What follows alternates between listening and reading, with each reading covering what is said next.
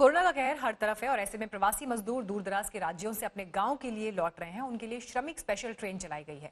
ऐसे ही एक ट्रेन में उनके हालात और दुख दर्द का जायजा लिया हमारे संवाददाता आशुतोष मिश्रा ने। आखिर इस महापलायन को महात्रासदी हम क्यों कहते हैं? वो मेरे पीछे की जो तस्वीरें हैं वो खुद से सारी कहानी बयां करती हैं। जब लॉकडाउन शुरू हुआ तो रोजी रोटी की मुश्किल हुई और इसीलिए मजदूर पलायन पर मजबूर हो गया। न जाने किन किन राज्यों से सब चल करके आए हैं, कुछ पैदल चल के आए, कुछ बसों में आए, कुछ ट्रकों में आए और इसलिए आए क्योंकि गांव में जिंदगी चल जाएगी। और इसीलिए जैसे ही बिहार की जमीन पर ये मजदूर पहुंचे हैं, जिंदगी ऑन हाईवे का हमारा ये कवरेज भी बिहार पहुंचा है और यहाँ पर सबसे पहला पड़ाव कैमूर और कैमूर के पास ही करमनाशा रेलवे स्टेशन से जो मजदूर यहां पहुंचे हैं, स्क्रीनिंग करके उन्हें अब आगे ट्रेनों के जरिए उनके गंतव्य जिलों तक भेजा जा रहा है। और करमनाशा से अररिया के लिए जो ट्रेन चलेगी, इन मजदूरों से पैसे नहीं लिए गए हैं, टिकट दिया गया है। ये रेल यात्रा पास दिखाइए, ये ऐसे कुछ रेल यात्रा पास इन मजदूरों को दिए गए हैं ताकि ये यहाँ से अब पैदल ना चलना पड़े, अपने गांव पहुंच सके। और इसीलिए अररिया तक जाने वाली इस ट्रेन में हम सासाराम तक सफर करेंगे। इन मजदूरों के साथ ये जानेंगे कि रोजी रोटी अब छिन गई, गांव पहुंच गए, आखिर आगे की जिंदगी में चुनौतियां कितनी हैं। तो आइए चलते हैं इस सफर पर।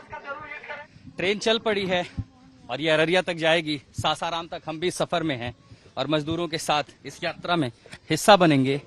इस ट्रेन में बहुत सारे मजदूर भरे पड़े मिलेंगे। एक अच्छी बात यह है कि लगातार ये प्रशासन की ओर से कहा गया कि सामाजिक दूरी बनाएं, इसलिए जो मुसाफिर यहाँ बैठे हैं, जो मजदूर यहाँ पर बैठे हैं, एक एक सीट पर सिर्फ एक हैं। यहाँ पर जहाँ 3 सीटों की व्यवस्था होती थी उसमें भी बीच में एक मुसाफिर की दूरी छोड़ दी गई है क्योंकि सामाजिक दूरी जरूरी है इस संक्रमण से लड़ने के लिए। लेकिन इन मजदूरों के सामने दरअसल जो चुनौती है वो संक्रमण से कहीं बड़ी है। भूख और रोजी रोटी से बड़ी चुनौती कोई नहीं होती। तुम्हें बताइए, कहाँ से आ रहे हैं आप लोग, क्या नाम है आपका और कैसे पहुंचे बिहार तक? जी, हम तेलंगाना से आ रहे हैं। हम लोग ट्रक से पहुंचे बिहार में। बॉर्डर पे एक दिन वेट किए और फिर बॉर्डर पे से हम लोग को ट्रेन से अपने डिस्ट्रिक्ट में भेजा जा रहा है। हम हरियाणा से आ रहे हैं। हरियाणा से आ रहे हैं हम। क्या करते थे हरियाणा में? हरियाणा में प्लम्बिंग काम कर रहे थे। प्लम्बिंग काम कर रहे थे। नंबर थे? जी हाँ। क्यों चले वहाँ से? वहाँ से हम चले सर, वहाँ पर हम लोग खाने पीने की व्यवस्था नहीं थी। वहाँ पर बहुत दिक्कत थी। वहाँ पर रजिस्ट्रेशन कराए थे, कोई खबर नहीं मिल रही थी वहाँ पे कब जाना है नहीं जाना है। तो हम लोग कुछ दूर पैदल चले। पैदल जाने के बाद में हम लोग ट्रक पे बैठे। ट्रक पर बैठने के बाद में हम लोग पुलिस वहाँ पास आया था कि हरियाणा से बिहार का सफर कैसा था, कैसे पहुंचे? हरियाणा सरकार बहुत अच्छा हम लोग को सुविधा दिया। योगी सरकार बहुत अच्छा सुविधा दिया हम लोग को। पुलिस जहाँ पे देखी प्रशासन, वहाँ पर हम लोग उठाकर गाड़ी बैठाता था और अपने मंडी सब अनाज मंडी थी, वहाँ पर सब पब्लिक वहाँ पर रख रही थी। और इसी चर्चा के बीच इन मजदूरों का दर्द समझते इस ट्रेन में हमारी यात्रा पूरी हुई। सासाराम पहुंच चुके हैं।